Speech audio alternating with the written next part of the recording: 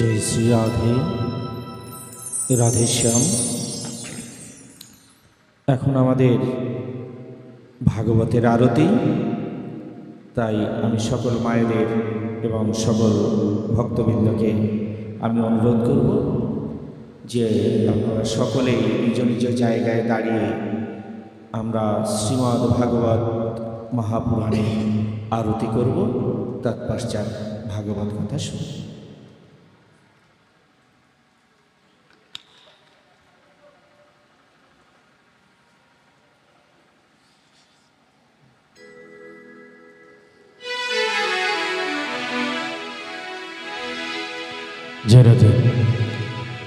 श्री भागवत भगवान की है आरती,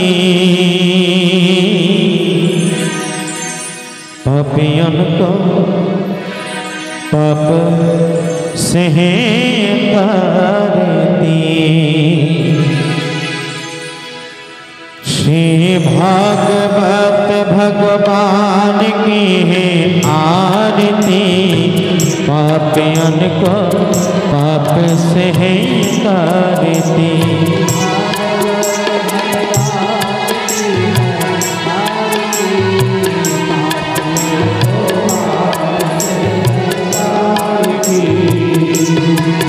श्री भागवत भगवान की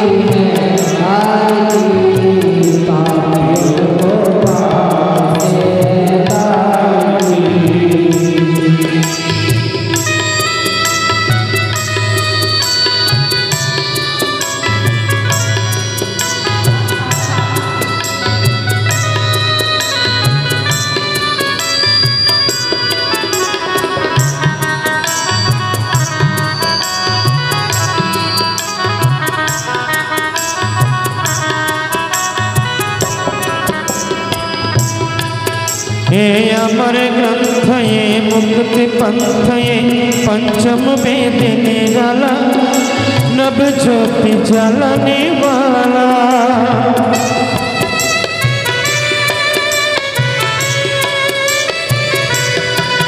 हे अमर ग्रंथ ये मुक्ति पंथ ये पंचम वेद निराला, नभ ज्योति जलने वाला। हे सुख दुख हरनी हरि नाम यही हरि धाम यही, जग मंगल की आरती, पापियों को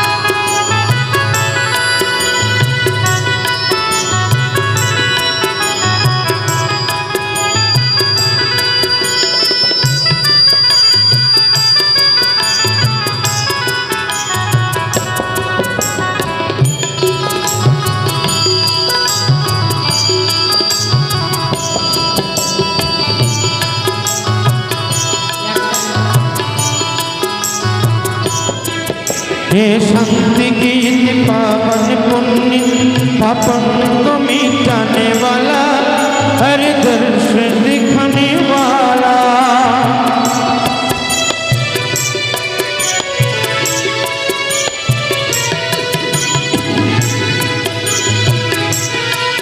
हे शांति गीत पावन पुण्य पापन को मिटाने वाला, हर दर्शन दिखाने वाला। हे सुख करनी ये दुख हरनी, हे सुख करनी ये दुख हरनी, श्री मधुसूदन की आरती, पापियों को पाप से तारती।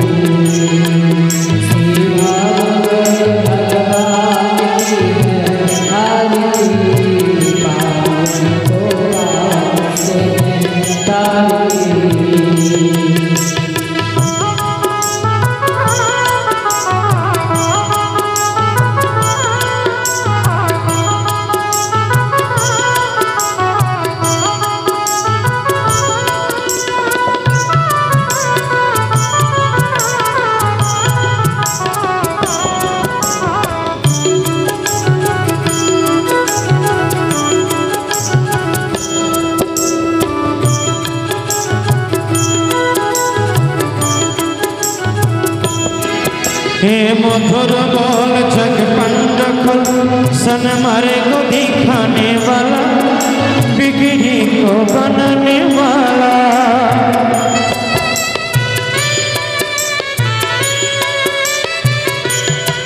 हे मधुर बोल जग पंड खोल सन मारे को दिखाने वाला बिगड़ी को बनाने वाला श्री राम यही घनश्याम यही श्री राम यही घनश्याम यही हे प्रभु की महिमा की आरती पापियों को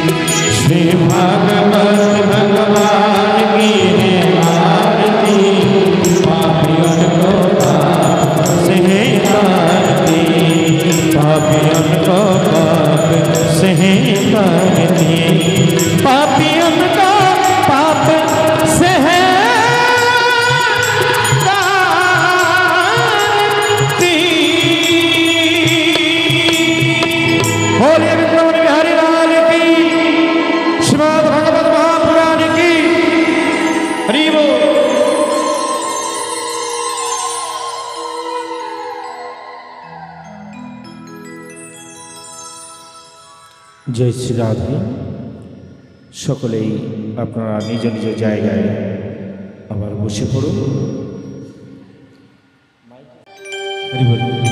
जय जय विश्व शोक सत्तानंद स्मात शुभ श्रीनीलकंठ श्रीमाता मधुर चमड़ी प्रमानंद हरि जय जय राधा कृष्ण प्रमानंदे हरि हरि बोल श्री गुरु निताई गौर सुतराद प्रमानंद हरि हरि बोल सर्वसाधु गुरुसाई प्रमानंदे हरि हरि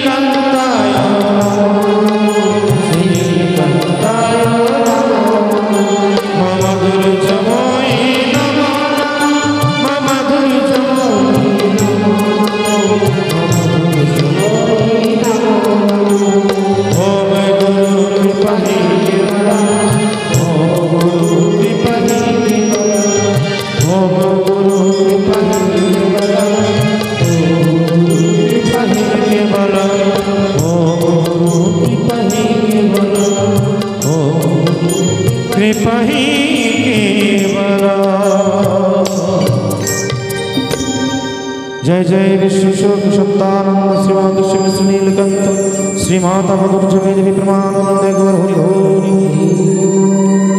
श्री श्री राधा प्रमानंद गौर हरि हरि श्री गुरु निताई गौर सिद्धनाथ प्रमानंद गौर हरि हरि श्रीमद भगवत महापुराण प्रमानंद गौर हरि हरि बोलिए वृंदावन बिहारी लाल की आज के आनंद की श्रीमद भगवत कथा की प्रेम से मनोराधे राधे। जय जय श्री श्री श्रीमद् भगवत महापुराण की जय जय जय श्री श्री श्रीमद् भगवत महापुराण की जय जय जय श्री श्री श्रीमद् भगवत महापुराण की ओम नमो भगवते वासुदेवाय ओम नमः भगवते वासुदेवाय ओम नमः भगवते वासुदेवाय।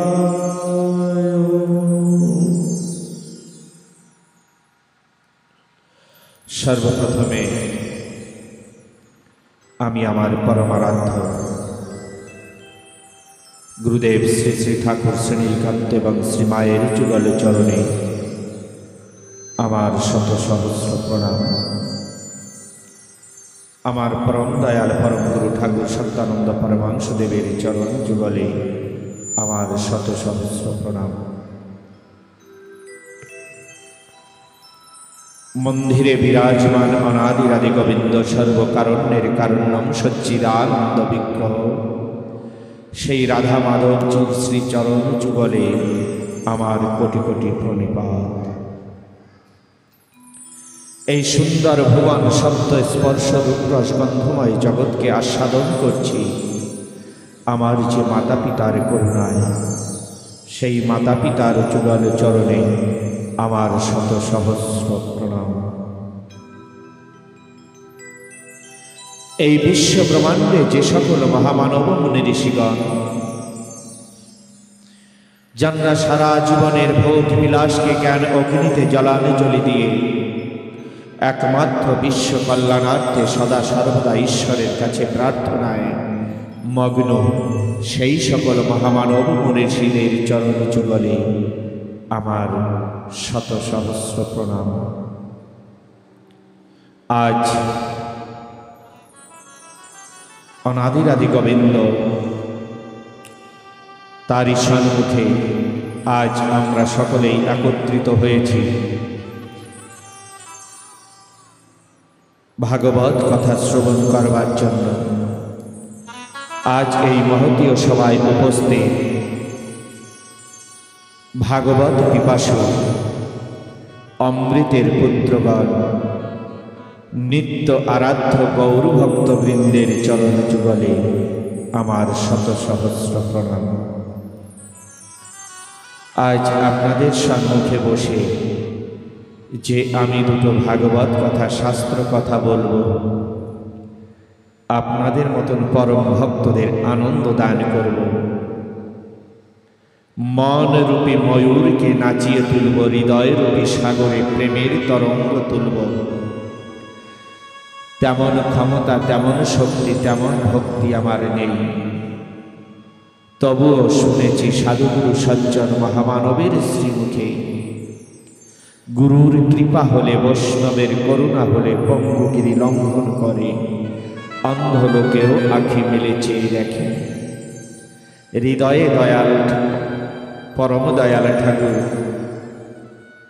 আমার আরাধ্য দেবতা, আসরে বিরাজমান পরম বৈষ্ণবগণ, মন্দিরে বিরাজমান অনাদিরাদি গোবিন্দ, সকলেরই কৃপাবারী দৃষ্টি করি আমি আমার ক্ষুদ্র বক্তব্যে প্রবেশ করতে চাই। ক্ষুদ্র বক্তব্যের মধ্যে যা কিছু ভুল ত্রুটি সকলেই আমাকে নিজ গুণে ক্ষমা করবেন। ভাগবত আমরা প্রত্যেকটি মানুষ এই জগতে শারীরিক অসুস্থতা, রোগাক্রান্ত, আমরা যখন কোনো শারীরিক অসুস্থ হয়, রোগকে নির্মূল করবার জন্য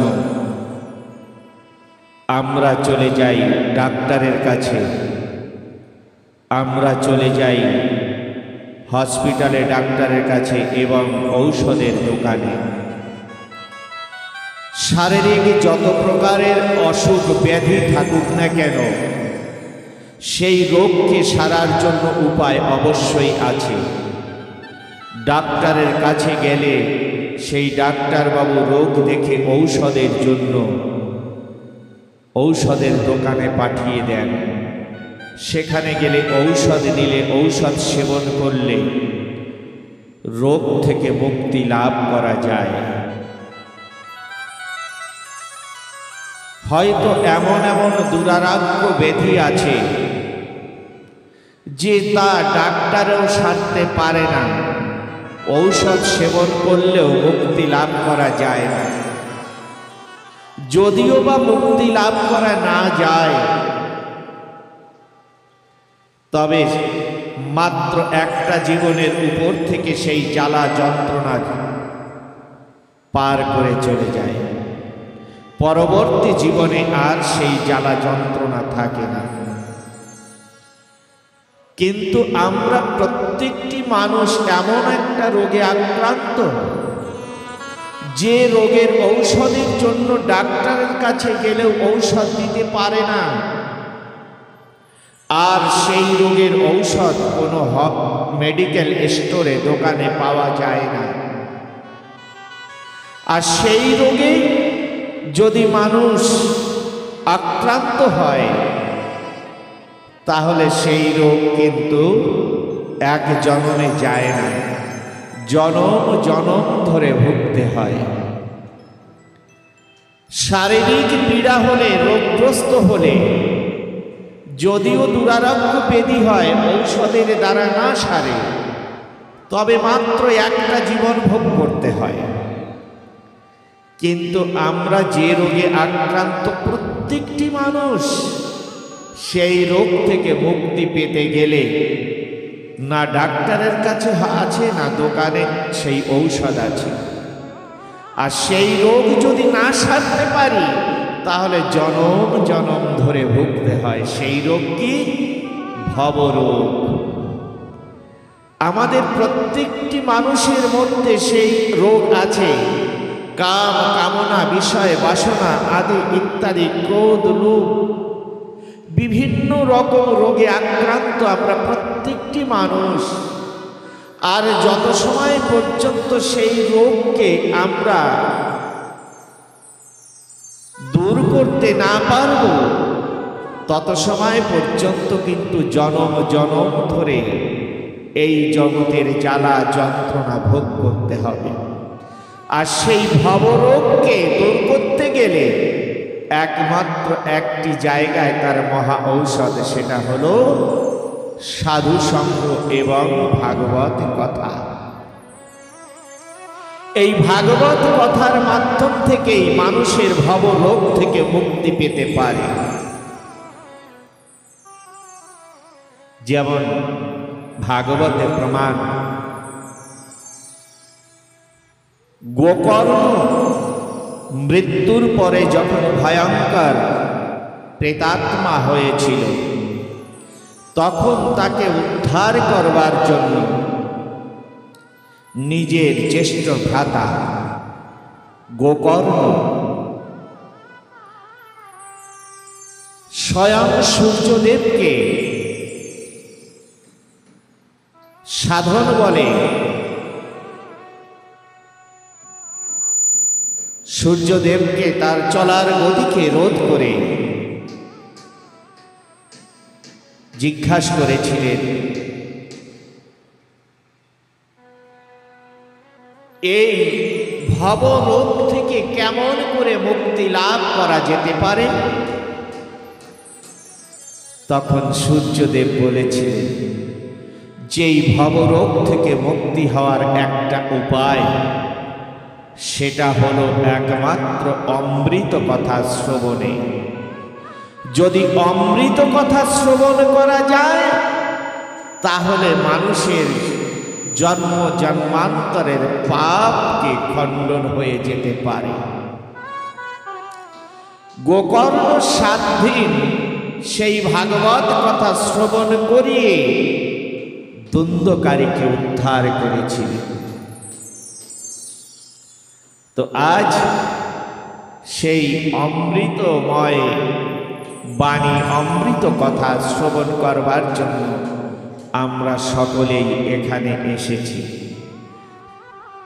অমৃত কথা ব্যক্ত করতে গেলে, ভাগবত কথা ব্যক্ত করতে গেলে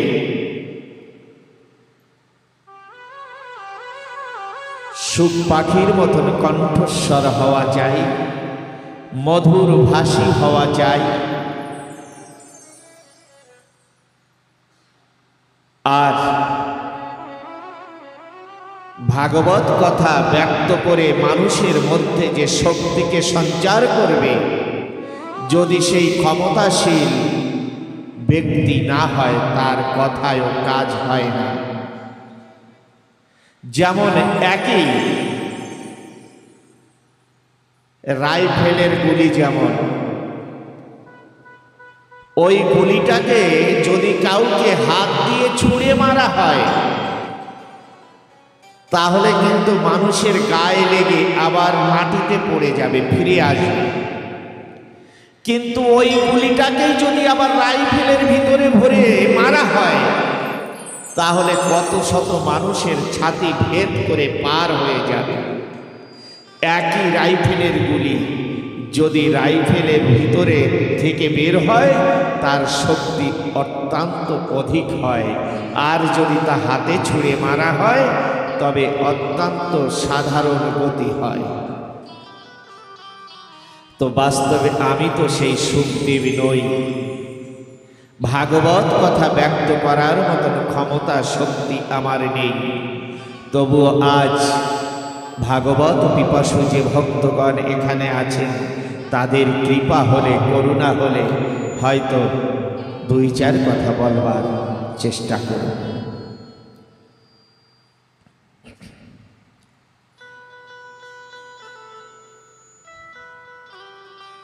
জয় রূপ সনাতন ভট্ট রঘুনাথ, শ্রীজীব গোপাল ভট্ট দাস রঘুনাথ।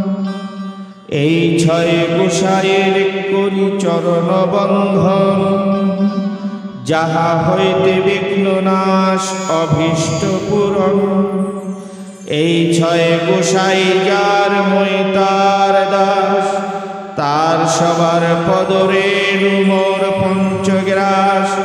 তাদের চরণ সেবী ভক্ত সনিবাস, জনমে জনমে মোর এই অভিলাষ।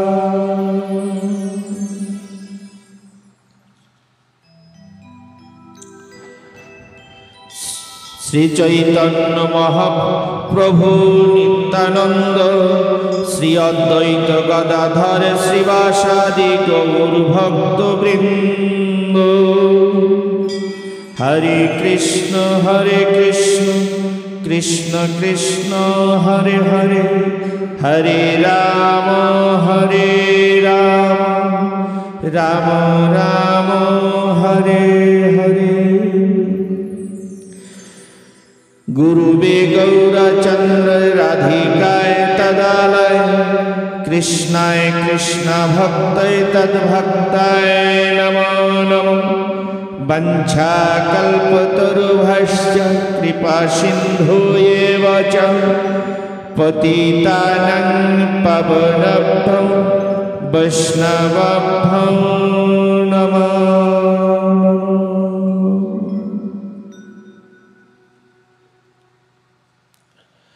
আজ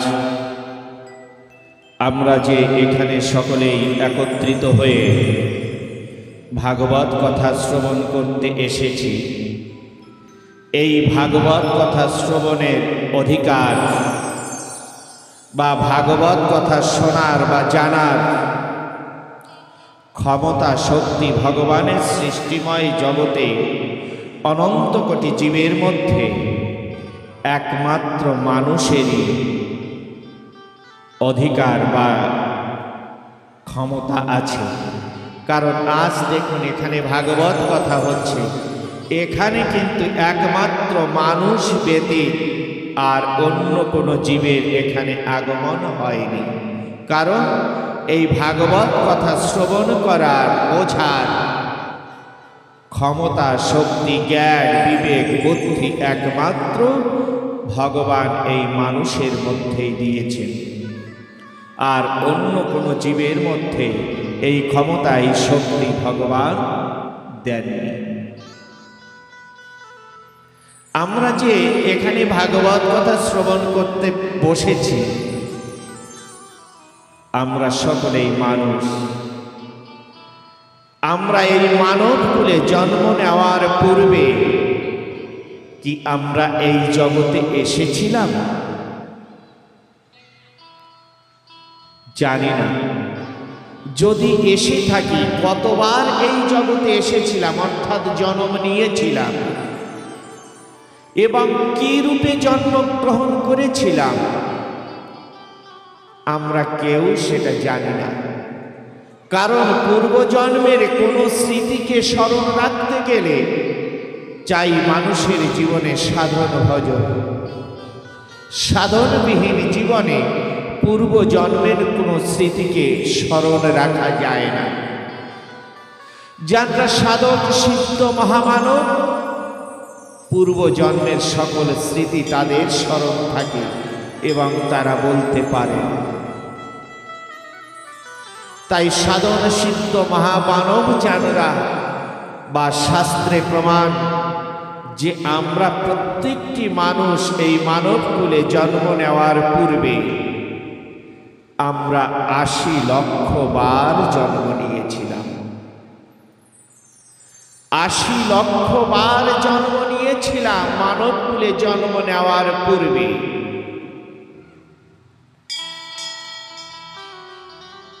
সৃষ্টিকর্তা অনাদিরাদি তিনি যখন এই জগৎকে সর্বপ্রথম সৃষ্টি করেন,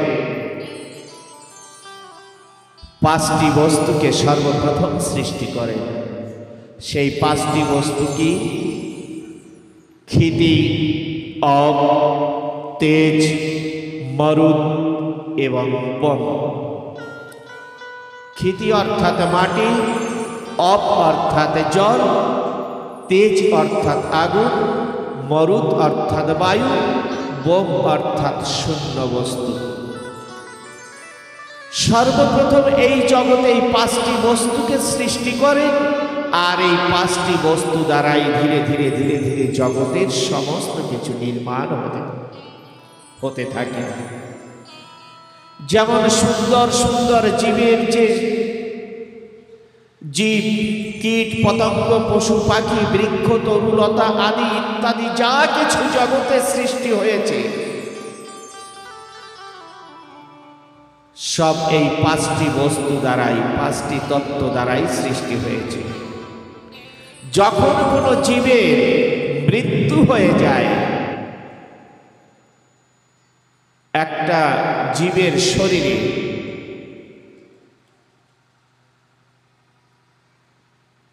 ক্ষিতি অর্থাৎ মাটি আছে, জল আছে, আগুন আছে, বায়ু আছে, শূন্য বস্তু আছে, শূন্য স্থান আছে।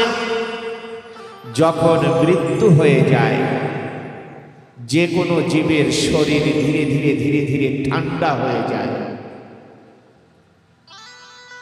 জীবের শরীরে যে তেজ শক্তি আছে, মৃত্যুর পরে কিন্তু সেই গরম আর থাকে না, ধীরে ধীরে ঠান্ডা হয়ে যায়। কোথায় গেল সেই শরীরের তেজ শক্তি? প্রত্যেকটি জীবের শরীরে যে অগ্নিতত্ত্ব আছে, সেটা কখন যেন এই শরীরটাকে ছেড়ে দিয়ে পালিয়ে গেছে, দেখা যায়নি। অগ্নিতত্ত্বটা সূক্ষ্ম আকারে অগ্নিতত্ত্বের সঙ্গে মিলে গেছে। আবার শরীরের মধ্যে যে বায়ু শক্তি আছে, বায়ু শক্তিটা কখন যেন এই শরীরটাকে ছেড়ে পালিয়ে গেছে, দেখা যায়নি, বায়ুতত্ত্বের সঙ্গে মিলে গেছে। আমার শরীরে যে শূন্য বস্তু, শূন্য স্থানটা আছে, সেই শূন্য স্থানটাও আমার শরীর ছেড়ে পালিয়ে গেছে, যে কারণে হাওয়াটার ভিতরে প্রবেশ করার জায়গা নেই।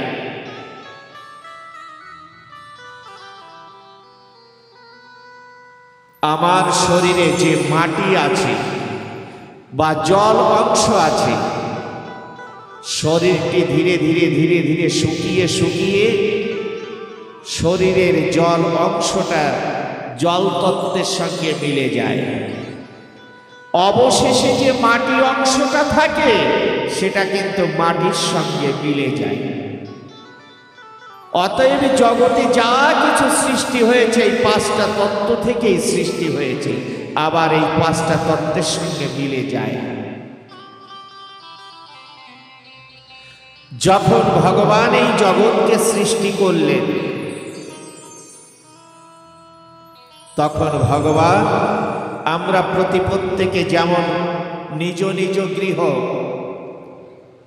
নিজ নিজ বাড়িটাকে যেমন সুন্দর করে সুসজ্জিত করবার জন্য কত চেষ্টা করি, যেমন আজ সমস্ত গ্রামবাসী যুবক ভাইয়েরা তাদের অক্লান্ত পরিশ্রম চেষ্টার ফলে এই মন্দিরটি সুন্দর করে সুসজ্জিত হয়ে উঠেছে। আরো ভাবনা চিন্তা আছে, এখানে রান্নার জায়গা করতে হবে, এখানে ভক্তবৃন্দের থাকার জায়গা করতে হবে, এখানে এইভাবে সুন্দর করে সাজাতে হবে। আমরা যারা যারা এই কথাটাকে চিন্তা করছি, আমরা প্রত্যেকে কিন্তু জানি যে আমরা এই জগতে দুদিনের অতীত। আজ যে এই দায়িত্বটা বা এই ক্ষমতাটা আমার হাতে এসেছে এই জায়গাটাকে সুসজ্জিত করবার জন্য, এই সংসারটাকে সুসজ্জিত করবার জন্য, এর পূর্বে কিন্তু এই দায়িত্ব, এই অধিকারটা অন্য কেউর ছিল। আবার কিছুদিন বাদে এই দায়িত্বটা অন্য কেউর হাতে আবার চলে যাবে। মাত্র মাঝে কয়েকটা দিনের সুযোগ পেয়েছি, সেই সুযোগটায় আমরা এত চেষ্টা আমরা করে সুন্দর করে ঘরটিকে সাজাই। তো এই বিশ্ব ব্রহ্মাণ্ডের মালিক যিনি, তিনি কিন্তু এই বিশ্ব ব্রহ্মাণ্ডকে সুন্দর করে সুসজ্জিত করবার জন্য অনেক চেষ্টা করেন, কারণ তিনি তো, তার কোনো পরিবর্তন নেই। যিনি জগৎ স্রষ্টা, তিনি আগেও ছিলেন, এখনো তিনি আছেন, পরেও তিনি থাকবেন। তাহলে তিনি কিন্তু চেষ্টা কম করেন না যে জগৎটাকে সুন্দর করে কেমন করে সাজাতে হবে। তিনি জগৎকে সুন্দর করে সাজিয়েছেন, কীট পতঙ্গ পশু পাখি বৃক্ষ তরুলতা আদি সকল কিছু দিয়ে সুন্দর করে জগৎকে সাজিয়েছে। স্তবর লক্ষ বিংশতি নবলক্ষ চ জলজা কৃমিরং রুদ্র লক্ষর্চ দশ লক্ষর্চ অন্ডজা 30 লক্ষর্চ পশুনা।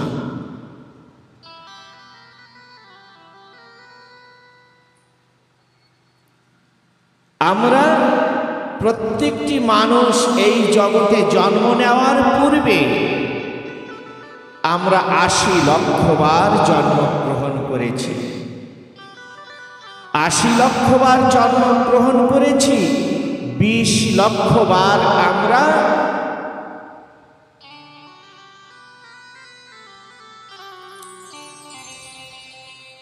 জলজন্তু বা গাছপালা 20 লক্ষ বার হয়ে জন্মগ্রহণ করেছে।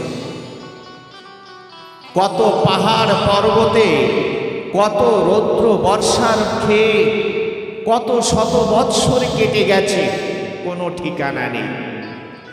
এইভাবে 20 লক্ষবার জন্ম হতে হতে যখন বৃক্ষকুল থেকে আমি উদ্ধার হয়েছি, তখন কি রূপে উদ্ধার হয়েছি? বৃক্ষ হতে হতে হতে হতে যখন তুলসী বৃক্ষ হয়ে জন্ম নিয়েছি, আর সেই তুলসী বৃক্ষের পাতা যখন প্রাণনাথ প্রাণ গোবিন্দের পূজায় লেগেছে, সেই দিন আমি বৃক্ষকুল থেকে উদ্ধার হয়েছি।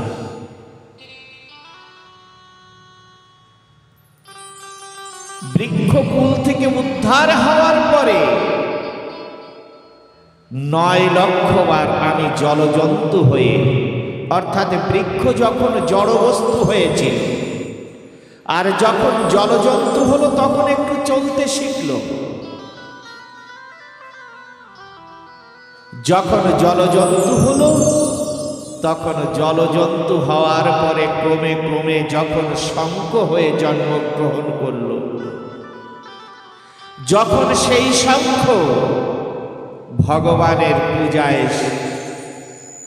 মঙ্গল ধ্বনি হতে শুরু করল, তখন সেই শঙ্খ জীবন অর্থাৎ জলজন্তু থেকে মুক্তি লাভ করল। অসংখ্য শঙ্খ আছে সমুদ্রে, কিন্তু সমস্ত শঙ্খই যে গোবিন্দের পূজায় লাগে, দেবী দেবতার পূজায় লাগে তা লাগে না। যে শঙ্খ ঠিক গোবিন্দের পূজায় লাগে তার জীবনটাই ধন্য হয়ে যায়। এমনি করে 9 লক্ষবার পার হয়ে যাওয়ার পরে 11 লক্ষবার পোকামাকড় হয়ে জন্মগ্রহণ করেছি। পোকামাকড় হয়ে জন্মগ্রহণ করে ঘুরতে ঘুরতে ঘুরতে ঘুরতে যখন মৌমাছি কুলে জন্মগ্রহণ করেছি, একটু একটু করে সমস্ত ফুল থেকে মধু সংগ্রহ করে একত্রিত করা হয়েছে। আর সেই সংগ্রহিত সেই মধুকে যেদিন গোবিন্দের সেবায় লেগেছে, সেই দিন থেকে মৌমাছি বা কীট জন্ম থেকে উদ্ধার হয়েছে।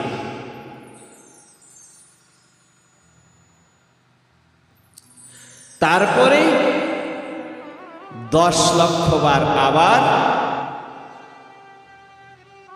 পাখি হয়ে জন্মগ্রহণ করেছি। পাখি হয়ে জন্মগ্রহণ করে 10 লক্ষবার ঘুরতে ঘুরতে যখন ময়ূর হয়ে জন্মগ্রহণ করেছিলাম, ভগবান নিজে এসে যখন সেই ময়ূর পুচ্ছ নিজের মাথার চূড়া তৈরি করেছিলেন, যখন ময়ূরের পাখা কৃষ্ণ সেবায় লেগেছিল, সেই দিন থেকে ময়ূর জন্মটা অর্থাৎ পাখির জীবনটা পার হয়ে গেছে।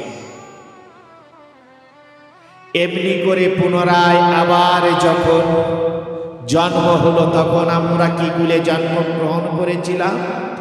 পশুকুলে জন্মগ্রহণ করেছিলাম। পশুকুলে কত লক্ষবার জন্ম হয়েছিল? 30 লক্ষবার পশুকুলে জন্ম হয়েছে।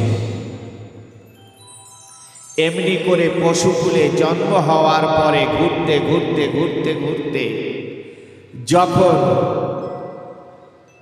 গোমাতা রূপে যখন জন্ম হয়েছিল, সেই গোমাতার দুগ্ধ যখন গোবিন্দের সেবায় লাগলো,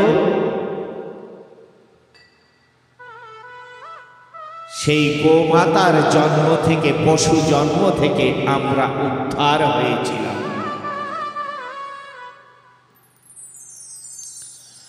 ভগবান কীট পতঙ্গ পশু পাখি বৃক্ষ তরুলতা আদি ইত্যাদি সকল কিছু সৃষ্টি করে সুন্দর অগণিত ফুল গাছ ফল গাছ ভগবান সৃষ্টি করেছেন।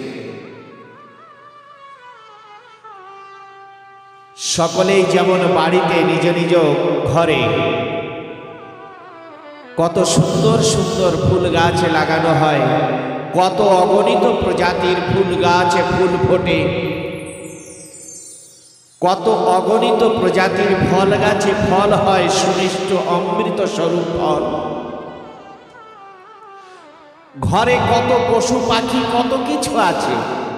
জগতে যা কিছু ভগবান সৃষ্টি করেছেন সব কিছুর কিন্তু একটা ধর্ম আছে।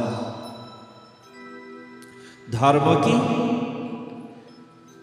যখন আমি পশুকুলে ছিলাম বা জলজন্তু হয়েছিলাম, পাখি হয়েছিলাম, তখন আমার ধর্ম কি ছিল? ক্ষুধা যখন পেত খাবার খুঁজতাম, কোথায় আহার পাব। যখন পেট ভরে যেত বিশ্রাম করতাম, বিশ্রাম করতে করতে যখন আবার ক্ষুধা পেত আবার আহার খুঁজতাম। কোনো পশু পাখি কীট পতঙ্গ তাদের কিন্তু কোনো কর্তব্য নেই, কোনো দায়িত্ব নেই যে এখন সন্ধ্যা হয়ে গেছে আমার পূজা করতে হবে, ব্রহ্ম মুহূর্ত হয়ে গেছে আমার ঠাকুরের নাম গুণাগুণ করতে হবে, আমার ছেলে মেয়েকে স্কুলে পাঠাতে হবে, শিক্ষিত করতে হবে। এমন কোনো কর্তব্য দায়িত্বের তারা বন্ধনে নেই। শুধু তাদের কর্তব্য একটাই, সেটা হলো ক্ষুধা পেলে আহার খোঁজা, আহার করা আর বিশ্রাম করা। একটা ফুল বৃক্ষ বা ফল বৃক্ষ ছোট থেকে বড় হচ্ছে, গাছে ফুল ফুটছে, সকালে প্রস্ফুটিত হচ্ছে, সন্ধ্যা আগত পূর্বেই ধীরে ধীরে ধীরে ধীরে মূর্ছে যাচ্ছে। অটোমেটিক সময় হলে বোটা খুলে মাটিতে পড়ে যাচ্ছে। ফলটি ছোট থেকে বড় হয়ে যখন পেকে যায় অটোমেটিক বোটা খেলে মাটিতে পড়ে মাটিতে মিশে যায়। ঝরে যাওয়া ফুলটা, ঝরে যাওয়া ফলটা ঠাকুর পূজার কাছে আসতে পারে না, মাটিতেই মিশে যায়।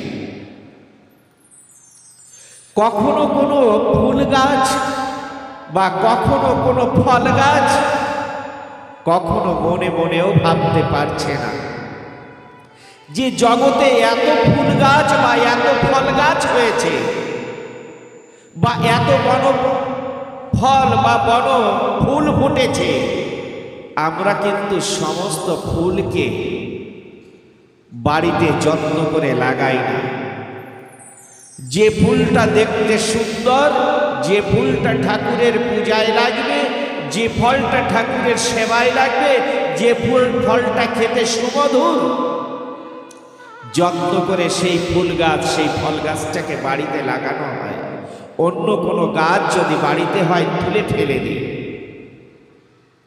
কিন্তু যে ফুল গাছটাকে, যে ফল গাছটাকে আমরা যত্ন করে বাড়িতে লাগাই, সেই গাছটা কি কখনো একবার ভেবেছে যে আমাকে এত সুযত্ন করে বাড়িতে লাগিয়েছেন মালিক কেন?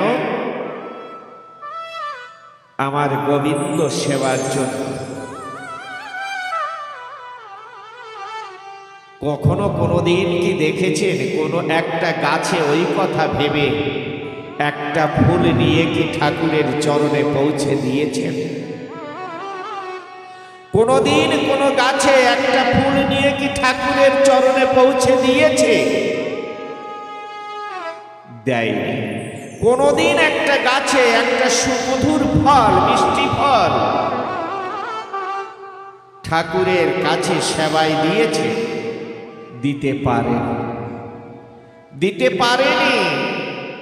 কারণ সেবার বস্তু থাকলেও তাদের মধ্যে জ্ঞান নেই, তাদের মধ্যে বিবেক নেই, তাদের মধ্যে ভক্তি নেই, তাদের মধ্যে বৈরাগ্য নেই।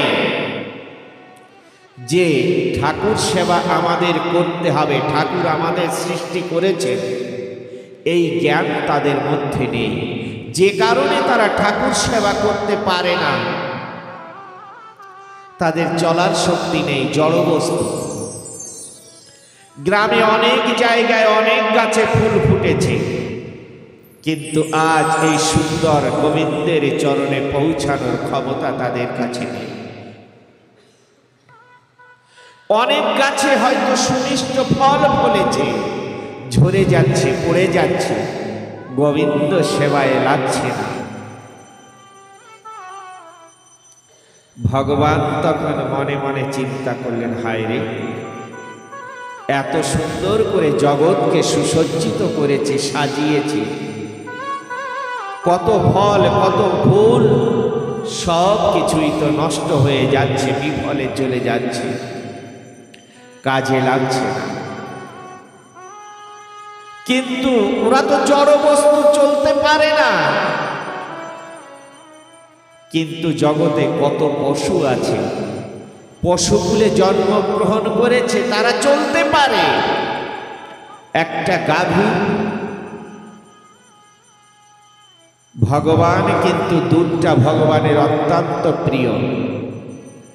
আমাদের সমস্ত দেব দেবীর পূজায় দুধ লাগে, কারণ সমস্ত দেব দেবী ভগবান দুধ খুব ভালোবাসে। আমরা দুধটা কোথায় পাই? গাভীর কাছে পাই। গাভীটাকে কে সৃষ্টি করেছেন? ভগবান। আচ্ছা, গাভীটা তো চলতে পারে, জড়বস্তু বৃক্ষ চলতে পারে না, কিন্তু গাভীটা তো চলতে পারে। যখন তার জন্ম হয় একটু পরেই চলা শুরু করে, আহার খোঁজে, কিন্তু মনে ভাবনা নেই যে আমাকে যিনি সৃষ্টি করেছেন তাকে সেবার করার বস্তু তো আমার কাছে আছে, চলার শক্তিও আমার কাছে আছে, ভগবান দিয়েছেন কৃপা করে। তো আমি একটু সেবার বস্তু নিয়ে, একটু দুগ্ধ নিয়ে ঠাকুরের সেবায় লাগিয়ে আসি। চলার শক্তি থাকলেও কিন্তু ভগবানের সেবা করার মতো জ্ঞান বুদ্ধি ভক্তি তাদের মধ্যে নেই, কোনো জীবের মধ্যে নেই। ভগবান তখন মনে মনে চিন্তা করলেন, হায় রে, এত সুন্দর করে জগৎ সৃষ্টি করেছে, কিন্তু জগতের কোনো বস্তু কোনো সৎ উপয়োগ হচ্ছে না, কাজে লাগছে না। কোনো জীব কোনো জীবের সেবা করে না, কোনো জীব আমার কথা স্মরণে করে না, আমার সেবা করে না, আমার কাছেও আসে না। কারণ তাদের কর্তব্য অকর্তব্য জ্ঞান বুদ্ধি তাদের মধ্যে নেই। ভগবান তখন মনে মনে চিন্তা করলেন, এই জগতের সমস্ত বস্তুকে সদুপয়োগ করতে গেলে, সৎ কাজে লাগাতে গেলে আমার একটা নূতন জীবকে সৃষ্টি করতে হবে। আর সেই জীবের মধ্যে এমন কিছু বস্তু দিতে হবে যে যা যত জীব জন্তু পশু পাখি যা সৃষ্টি করেছি তাদের মধ্যে যে অভাবের কারণে আমার কাছে আসতে পারে না, আমার সেবা করতে পারে না,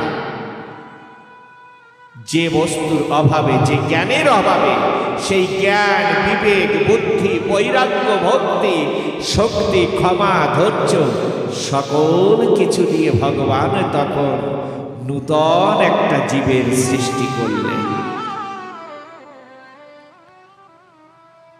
সেই জীবটা কোন জীব বলুন তো? সেই জীবটাই হচ্ছে আমরা মানুষ। আজ যদি ভগবান মানুষ সৃষ্টি না করত, এহনো ভক্তদের যদি ভগবান সৃষ্টি না করতেন, তাহলে ভগবানের জন্য সুন্দর একটি মন্দির তৈরি হতো না, ভগবানের সুন্দর বিগ্রহ দিব্য মূর্তি দর্শন করতে জগতে কোনো জীব পারত না, পশু পাখি পারত না। আজ যদি মানুষ না হতো এই ফুলগুলিকে সংগ্রহ করে এনে ভগবানের পূজায় রাখত না, সুন্দর সুন্দর সুমিষ্ট ফল এনে ভগবানের সেবায় রাখত না, তাহলে ভগবান মানুষ সৃষ্টি করেছেন কেন অবশেষে? একমাত্র ভগবানের সেবা পূজা অর্চনা বন্দনা করবার জন্য। যে কারণে শাস্ত্রে বলে এবং মহামানবগণ বলেন, মানব জীবনটা বড় দুর্লভ। যদি বলা হয় দুর্লভ, তবুও তা কম হয়ে যায় সুদুর্লভ। সুদুর্লভ বললেও মনে হয় যেন আরো একটু বাড়িয়ে বলা ভালো, দেবদুর্লভ। কারণ এই মানুষের জীবনে ভগবানের সেবা পূজা অর্চনা বন্দনা করবার যে সময় সুযোগ, এখনো সময় সুযোগ অন্য কোনো জীবনে পাওয়া সম্ভব না। ভগবানের সেবা পূজা করবার জন্য এই মানব জীবনটা অত্যন্ত দেবদুর্লভ।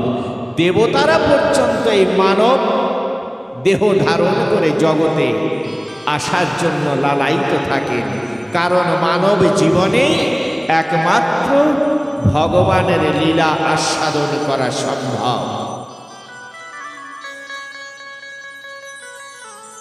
আমরা প্রত্যেকটি মানুষ দেখুন, এখানে যারাই আছেন আমরা সকলেই জানি লেখাপড়া শিখলে মানুষের জীবনে কতটা লাভ। কারণ আমরা সবাই জানি আমাদের পরিবারের সকল ছোট ছোট বাচ্চাদের কিন্তু আমরা স্কুলে পড়াশোনা করার জন্য অনেক চেষ্টা করি।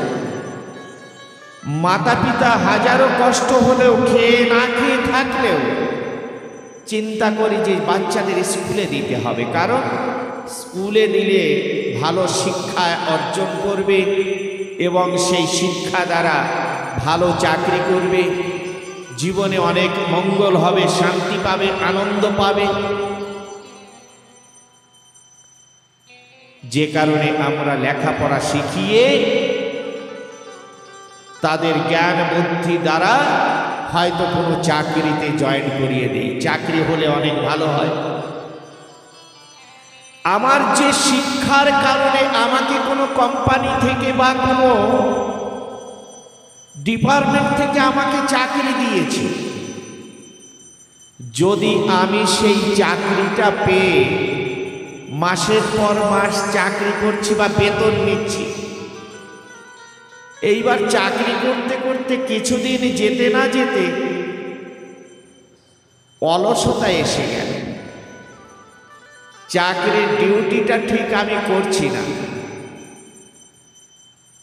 আমি একদিন ডিউটি করি তো আর এক সপ্তাহে 6 দিন করি না, কিন্তু বেতনটা মাসে মাসে তুলে নিচ্ছি।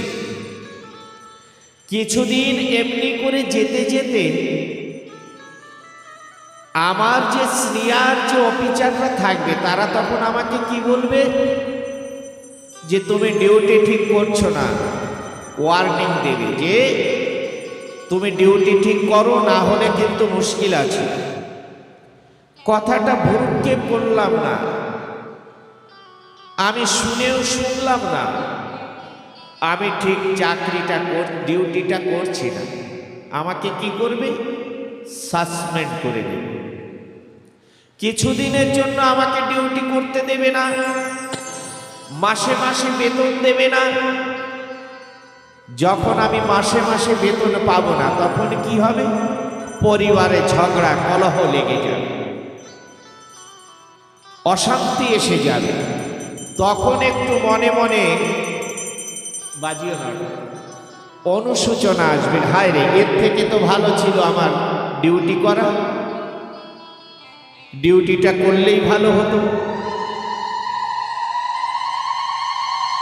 জয় জয় শ্রী শ্রী রাধা কৃষ্ণ প্রেমানন্দে হরি ধ্বনি বলবো, জয় জয় নিতাই গৌর সীতানাথ প্রেমানন্দ। প্রেমানন্দে হরিধ্বনি বলম সর্বসাধু বৈষ্ণব প্রতি প্রেমানন্দে হরিধ্বনি বলব।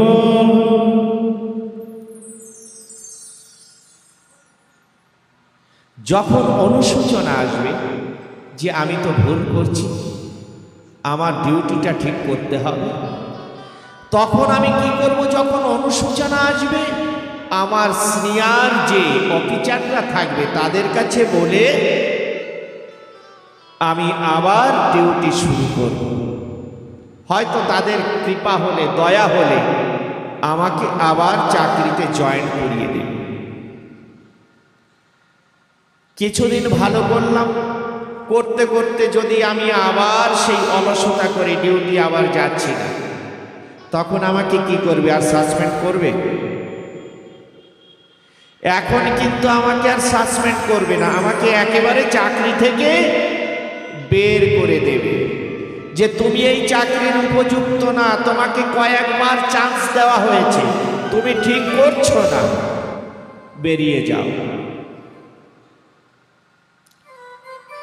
পরম দয়ালে ঠাকুর অনাদির আদি গোবিন্দ, তিনি যে আমাদের প্রত্যেককে এই জগতে মানব কুলে পাঠিয়েছে, কি কাজের জন্য আমি আগে বলেছি কিন্তু, তাই না? কি কাজের জন্য পাঠিয়েছেন আমাদের? যে তিনি ৮০ লক্ষ বার জন্ম দিয়েছেন আমাদের, কিন্তু কোনো জন্ম পেয়ে আমরা ঈশ্বরের সাধন ভজন, ঈশ্বরের সেবা পূজা করতে পারিনি। তাই অবশেষে ভগবান আমাদের মধ্যে জ্ঞান, বিবেক, বুদ্ধি, বৈরাগ্য, ভক্তি, শক্তি, ক্ষমা, ধৈর্য সব কিছু দিয়ে, সুন্দর একটা রূপ যৌবন দিয়ে, সুন্দর একটা নূতন জীব করে জগতে পাঠিয়েছেন। এত কিছু ভগবান আমাদের দিয়েছেন কেন? ভগবান আমাদের ভগবানের সেবা পূজা করার জন্য এত কিছু দিয়ে জগতে পাঠিয়েছেন। যে কাজের জন্য, যে চাকরি ভগবান আমাদের দিয়েছে, সেই চাকরি করতে গেলে, সেই কাজ করতে গেলে আমাদের বেঁচে থাকতে হবে। না বেঁচে তো ঠাকুরের সেবা করা যাবে না, বেঁচে থাকতে হবে। আচ্ছা, বেঁচে থাকতে গেলে আমার খেতে হবে, না খেয়ে বেঁচে থাকা যাবে না। জগতে কিছু না কিছু খেতে হবে, না খেয়ে বেঁচে থাকা যাবে না। আচ্ছা, খেতে গেলে তাহলে আমার আহার জোগাতে হবে, আহার জোগাতে গেলে আমার কর্ম করতে হবে, কর্ম করতে গেলে সংসার জীবনে একে অপরের সহযোগিতার প্রয়োজন হয়। একার দ্বারায় কখনো সংসার হয় না, একে অপরের সহযোগিতা নিয়ে সংসার হয়। কর্ম করতে গেলে একে অপরের সহযোগিতা নিতে হয়, আর একে অপরের সহযোগিতাটা নেওয়াই হচ্ছে সংসার। আমরা প্রত্যেকে যে সংসারের মধ্যে আছি, একে অপরের সহযোগিতা নেওয়ার জন্যই আছি সংসারে। আর সহযোগিতা নিচ্ছি কিসের জন্য? কর্ম করার জন্য। কর্ম করছি কিসের জন্য? আহার জোগানোর জন্য। আহার জোগাচ্ছি কিসের জন্য? আহার করার জন্য। আহার করছি কিসের জন্য? বেঁচে থাকার জন্য। আর বেঁচে থাকছি কিসের জন্য? ভগবান যে কাজের জন্য জগতে আমাকে পাঠিয়েছেন, সুন্দর রূপ যৌবন জ্ঞান বিবেক বুদ্ধি দিয়ে, সেই কর্ম করার জন্য। সেই কর্মটা কি? ভগবানের সেবা পূজা করাটাই মানুষের জীবনে মুখ্য কর্ম। যদি মানব কুলে জন্মগ্রহণ করে সেই কর্মকে না করি, ভগবান কিন্তু আমাদের সাসপেন্ড করতে পারেন। তার হাতে কিন্তু চাবিকাঠি আছে। তিনি আমাদের প্রত্যেককে কিন্তু সাসপেন্ড করে দিতে পারেন। মানব কুলে জন্মগ্রহণ করলেই যে তার জীবনে সুখ হবে, শান্তি হবে, সম্ভব না। আমি আগে বলেছি না, পাখিকুলে জন্মগ্রহণ করেছিল অনেক প্রজাতি, ভগবানের সেবায় লেগেছিল কোন পাখি? ময়ূরপুচ্ছ। জলজন্তু হয়ে জন্মগ্রহণ করেছিল অনেক জন্তু। ভগবানের সেবায় লেগেছিল, উদ্ধার হয়েছিল কোন জন্তু হয়ে? শঙ্খ হয়েছিল যখন। পশুকুলে জন্মগ্রহণ করেছিল অগণিত প্রজাতির পশু। সেবায় লেগেছিল একমাত্র গোমাতা। তেমনি মানব কুলে জন্মগ্রহণ করে যদি মানুষের কর্ম না করা হয়, তাহলে সে মানুষ কিন্তু ভগবান তাকে মানুষ করে রাখে না। আমাদের চোখের সামনে আমরা দেখছি মানব কুলে জন্মগ্রহণ করেও শান্তি নেই। পা আছে, কাজ করে না। হাত আছে, ঠাকুর সেবায় লাগে না। চোখ আছে, ঠাকুর দর্শন করতে পারি না। কান আছে, হরিকথা কৃষ্ণ কথা শ্রবণ করতে পারি না। ওমা, এগুলো সাসপেন্ড না? সব কিছু সুন্দর আছে, জগতে কোনো কিছু বোঝার ক্ষমতা নেই। পাগল। মানব কুলে জন্মগ্রহণ করে যদি মানুষের কর্ম না করা হয়, ভগবান যে কোনো সময় সাসপেন্ড করে দেন।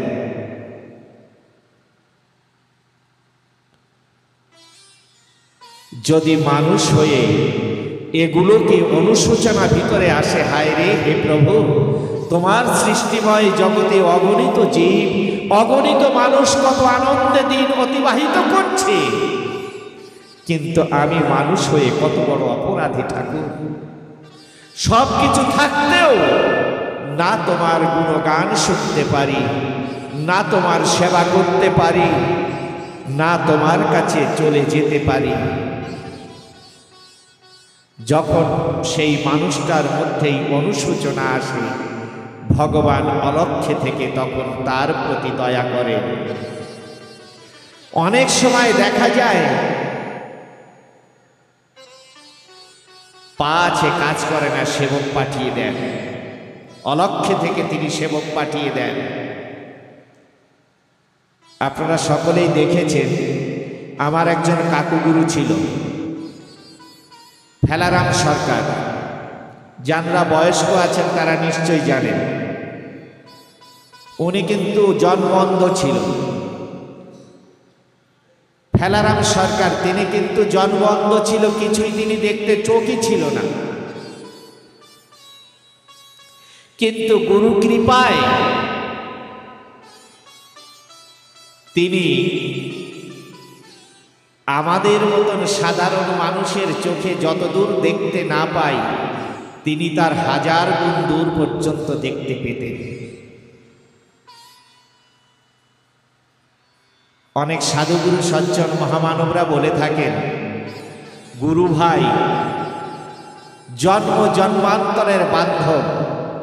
আমরা যে মত পথেরই হই না কেন, সমস্ত মত পথেরই কিন্তু একই ভাব, একই আদর্শ, একই নীতি। সমস্ত মত পথেরই একই উদ্দেশ্য, দয়াল ঠাকুরের কাছে পৌঁছানো। গুরু ভাই জন্ম জন্মান্তরের বান্ধব বলেন।